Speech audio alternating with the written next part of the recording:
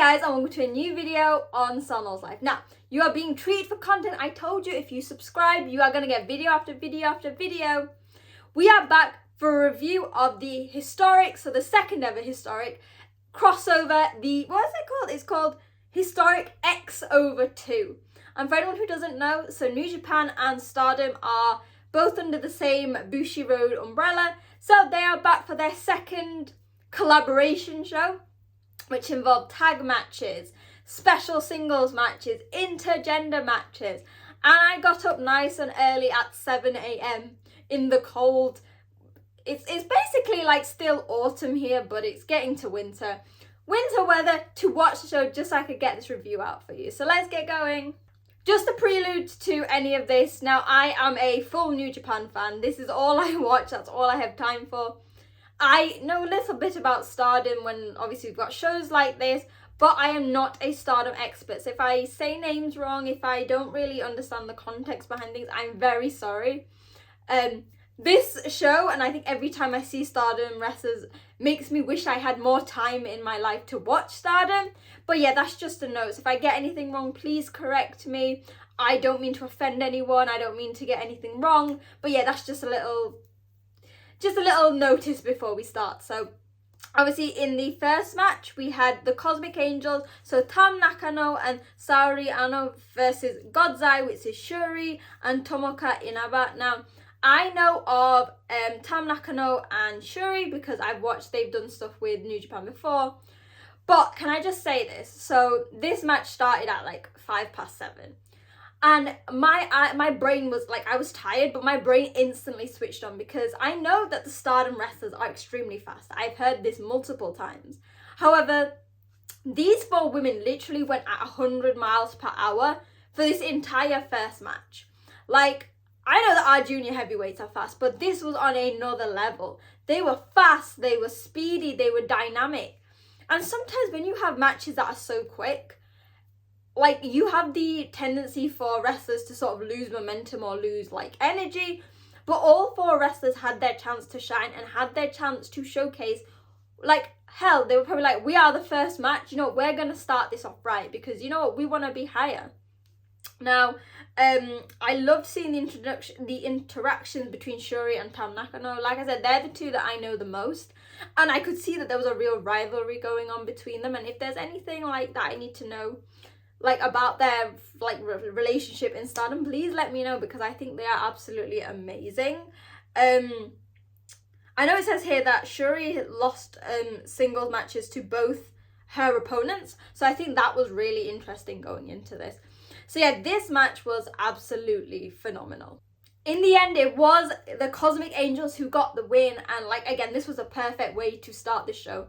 And I also want to say, because I don't want to keep repeating this, Stardom, the ring gear that these wrestlers have are absolutely phenomenal. Now, for someone who dreamed of being a fashion designer when they grew up and like loves any sort of like outfits and designs and stuff, from the very beginning, the Stardom wrestlers' ring gear was beautiful. They were beautifully created, beautifully imaginative, fitting the style and personalities of each wrestler. And I want to say this because New Japan, you need to step up your game, okay? Because I was in awe of all of these outfits. And New Japan compared all of the guys' wrestling gear is just a bit shit. So let's sort that out. If worst comes to worst, just add some sparkles everywhere. But yeah, I just want to bring that out. So it was an amazing start to the show. A really great introduction to the Stardom wrestlers. We then had another multi-man match with the Stardom wrestlers. So on one side we had Neo Genesis, which had Mei Seira, Azume, Miya and Masaki versus Hate, which was Konami, Rina and Ruaka. Now, obviously we all know, if you watched the Royal Quest vlog, that I met Azumi and she's the nicest person. So I knew her going forward. I also knew a bit about Hate going forward because I follow a lot of people who watch Stardom, and I saw commentary on like one of their past matches, and they've been compared to House of Torture, and we'll see by later matches, War Dogs. Now, going into this, I was like trying to figure out what level they would go on. I see a combination of both, and I think as the matches go on, different parts of Hate resemble different parts of the Bullet Club. So this was a very nice babyface versus heel you could tell that the crowd were really for Team Neo Genesis. And again, I love the reflections of the characters in their ring gear. So Neo Genesis, all their gear was nice and bright, compared to Hate, which was all like dark colours, very much my style, as you can tell. But this match was great, again, really fast. So far, like, all of these wrestlers were really like amazing athletes, but I think this one, especially because you had typical heel versus babyface, you could see how their personalities shine within the gear. The babyfaces were a lot faster and athletic, whereas the members of Hate were much stronger using their strength. They were teasing the babyfaces. And again, this was a really nice match. To get to know more of the wrestlers and their personalities, and like an introduction to the factions, because obviously in New Japan we know how important they are, and I like that it is seemingly as important here in Stardom, so that was great. We then switched gears, so then we moved over to the New Japan side. So we had, this was more like, oddly enough, a preview for World Tag League. So we had the Hontai Chaos trio of Bolton Oleg, Toru Yano, who are obviously teaming up with Tiger Mask, facing the Empires, Jeff Cobb, Callum Newman, who are obviously teaming together, and Francesco Akira. This was a great match. It's something that we might see on a New Japan show, like similar, I guess, probably to the Stardom matches. There was nothing very like out of the ordinary for here. It was fun seeing Bolton Oleg and Jeff Cobb face together. Obviously, the two big meaty men. Yano's always funny in the ring. It's always nice to see Tiger Mask, because Tiger Mask, like, he's like one of the third generation. He's an icon. He's a veteran, but he still goes when he's in the ring, and it was nice to see him as a junior legend tying up with Francesco Akira, who, personally for me, I think he's the future of the junior division. I mean, like, he's the present, I guess, now. But I see sooner rather than later him being at the top of the division, not with tag, but as a single star. And so it was after this match that we started to see the proper crossover start.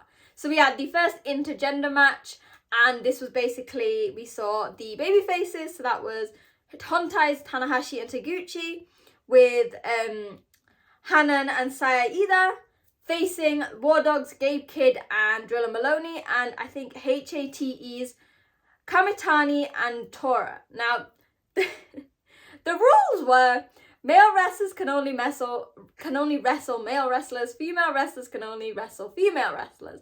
However, the wrestlers really took advantage of the fact that Marty Asami was the referee, and like this match I actually got to write stuff down. So obviously you had the babyfaces versus the heels wrestling, you had the Stardom girls versus the Stardom girls, the New Japan guys versus the New Japan guys. But it was very interesting to see the interactions from the start. So you had, it was quite funny, so you had Taguchi and Kamitani's interactions. I do kind of feel odd that whenever they put Taguchi with a female, that they create this really weird pervy storyline. Like, I don't think that's who Taguchi is at all, so I kind of don't like them doing it.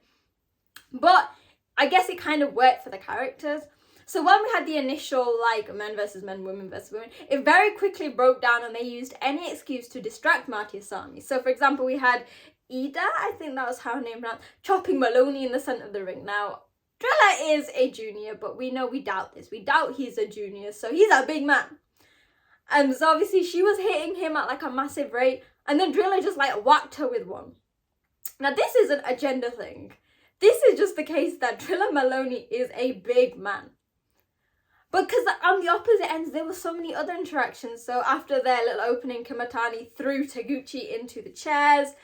I wrote notes here. I wrote, Marty Asami don't want no intergender, but F you, because that's literally what they were doing.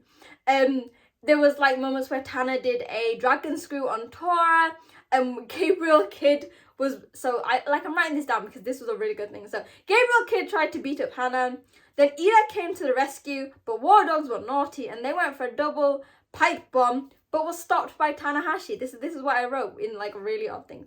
My favourite thing was the interactions with Tora and obviously the male wrestlers, because she is much bigger and she really uses her strength.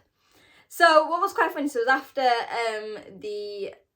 I believe it was the heels, after they got the win. So during the match, actually, Tora had spurted some mist onto Tana, and basically after the match was just like beating him up. And the match actually ended in the best way possible. Like, Taguchi and his ass can cause issues for many people. But they were not going to let that happen, because in the final moments of this match, Tora spat into Tana's face, obviously we know that. And both the Stardom women knew that one weakness when it comes to Taguchi is his balls. So they aimed for the balls and they got the win. This match might not have been for everyone, and I think if you look on my social media at wrestling_chat, you'll see that after comments from Akira and like looking at the discourse, the opinions on intergender wrestling is very different in the West to Asia generally, obviously Japan and stuff like that. I think it sort of reflects more of the attitudes towards gender and how different that is in the West and obviously in Asia. I can take that as someone who was born and raised in the UK, but obviously whose family is from India. So I think you have to take that into consideration when you look at opinions. This match was very fun. I think this was the perfect set of wrestlers to have it with. You had Taguchi, you can have comedy. Tana's never been afraid of intergender, and the War Dogs playing the bastards of like, yeah, we're men, like, but we don't give a shit, we're gonna beat women up. Like, not in like obviously that sad bad way, but you know what I mean, they're the cocky heels. For them, they just want to cause chaos, and the combination of Hate and War Dogs worked really well together. We then had the match that I was the most excited for, and it really actually delivered in bucket loads. This was the only intergender singles match, which meant guys face the girls, girls face the guys. It was for the King of Pro Wrestling Championship, and it was the Great O-Khan facing Suzu Suzuki. Recently, O-Khan has been using the pronouns they, and I think that Chris Charlton was doing a really good thing of pushing this. And I think this has sort of worked with the narrative of this match, that for O-Khan, there is no gender, this is wrestling.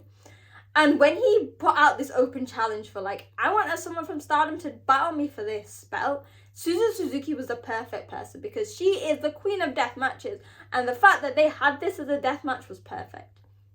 From the very beginning to the very end, this match was amazing. Again, not for everyone, depending how you feel about intergender wrestling and death matches in general. If you're a squeamish person, might not have been for you. But at the start, O-Khan was dominating Suzu. He was using his size advantage. Again, this is nothing to do with gender.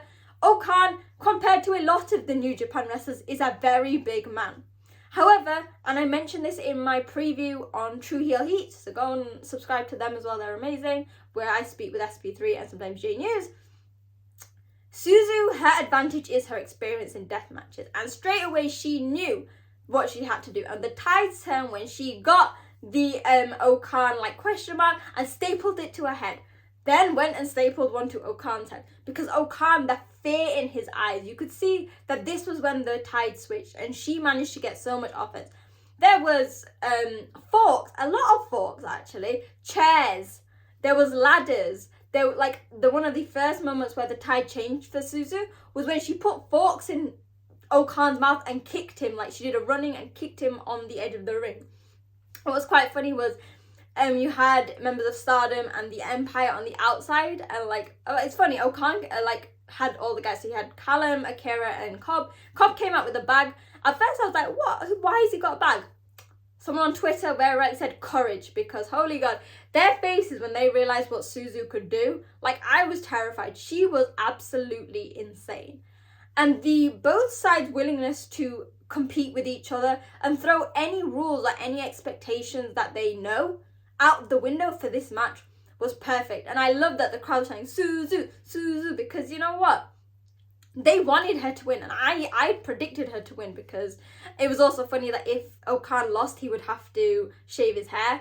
But that didn't happen. O-Khan got the win in the end, but this was a really good match. We then had another intergender tag match, and this was between, I don't know why I'm looking, so this was Taichi and Natsupoi. So obviously Taichi, just 4 guys now, guys, it's just 4 guys, facing War Dogs, Clark Connors, and Thekla, who is from Hate. What I quite like is this is sort of bringing the whole story from the New Japan narrative of obviously War Dogs stole Sanada off just 5 guys, so Taichi needs some retribution. This match, again, there was I think less of like the intergender stuff than the previous match, but it was still very, very good. They made use of distracting the ref to get these moments. And I think the 2 teams worked very well. Now, we obviously know Thekla and Clark Connors, very strong, very powerful, they were. But Natsupoi and Taichi was a very surprising combination. Now, what I liked was that Tai Chi actually came out first in his, so he had his black pants as always, but he's been rocking the red and the white recently, and the white jacket really worked perfectly with Natsupoi's ring gear. She looked like a princess coming out. So their combination was nice. So whereas obviously we all know the relationship between Thekla and Clark Connors, I love the brother and sister bond between Taichi and Natsupoi. Like, you could see him encouraging her. She was being very like watching around to protect Taichi similarly. And this meant that there was not only some really nice single stuff, but when the tandem offense happened, or when like at one point we saw Thekla and Clark Connors fling their opponents into the chairs, or like when Natsupoi was like in the middle of the ring with Clark Connors, and similarly, everything worked really well. And it was actually at the end this intergender stuff that got Taichi and Natsupoi the win. So basically, I believe Clark Connors was going to spear Natsupoi, and Taichi came in and moved them in such a way that meant that Clark Connors actually speared Thekla and allowed Natsupoi to get the win. And this was a really good match. I really liked the bond between Taichi and Natsupoi. The baby faces came out on top, and that is a slight way of retribution for everything that happened. We then had the only like major title match on the card. Obviously, the King of Pro Wrestling was a title shot, but it's the King of Pro Wrestling. This was proper match, as we saw the IWGP Women's Championship be on the line between the champion, the really dominant, I think she's over 2 years now, Mayu Iwatani facing Hate Momo Watanabe. Now this, I was mentioning, you know, when we had the first match with Hate, we saw different ranges of interference. So this one, we saw a bit more. We had obviously all of the Hate wrestlers on the side, and there was quite a bit of interference. So I guess in that sense you compare it to House of Torture. However, this was very minimal. And as many people have said, this match is a contender for the match of the year. For women especially. Because this was fast and furious. If, for example, someone like me, who I know of both women, but I don't watch the product, if I was now to anyone else, if they wanted a Stardom match to watch, I would give them this. Because this had everything.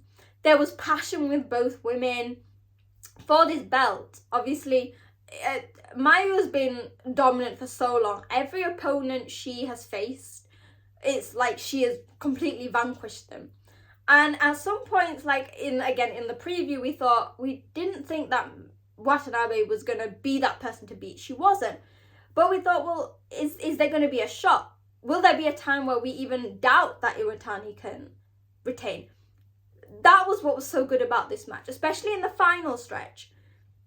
With the reversals, the pins, the near pins, I actually thought that Momo was going to win. I was like, no, this is going to her. Like, her skills are so amazing, and she made us believe. She might have been like the heel in this, but I was cheering for her. I was like, if someone needs to break a record reign, and why not Momo? Two women with so much experience. So, like, I was actually in awe. Again, like, this is a good thing about these Stardom New Japan matches, is that for people like me who only watch New Japan, it gives us an insight into Stardom. It makes people want to watch it. Like, if I had the time and I didn't mind not having a social life or like an out life outside work and wrestling, I would see that match and immediately subscribe to Stardom. Because, I mean, any of the matches could make me, because it was so phenomenal. And like, in any other card, it would be the main event, and it would be deservedly the main event. But obviously, with the nature of the X show, we then went on to the main event, which had fans really excited. And it was, again, the final intergender match. And we saw the reunion of the best siblings in the world, El Desperado and Starlight Kid, as they faced Zack Sabre Jr. and Micah. Now, what's interesting about this is Zack obviously won the G1. He's now obviously the title holder.